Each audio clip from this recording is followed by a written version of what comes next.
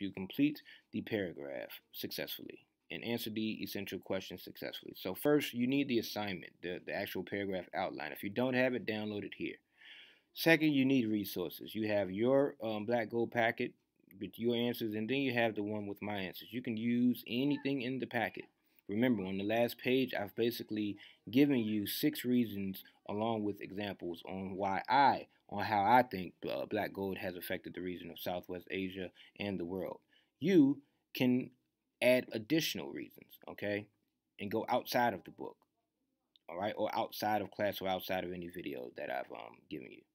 All right, you also can click on this link and look up the benefits.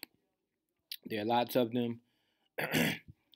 You can click on Nord Stream in Russia, read that article, look at this picture to see how capacity is being built on these pipelines around Ukraine to strengthen Russia.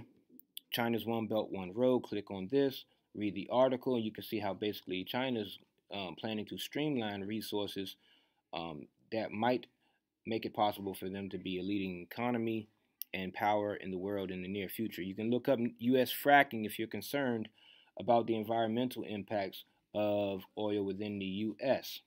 You can also click on the time-lapse images and look at how it impacts the environment or how it has had a positive impact on the environment, like in Dubai.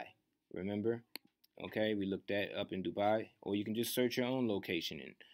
And down here, you have the Dakota Access Pipeline, pollution in China. So all of these are different links you can click on. If you want to use any of this data to help prove and support your reasons, you can do so as well. So basically, use this resource page. Use what we've done in class and any prior or outside knowledge to help you successfully answer the essential question. Okay?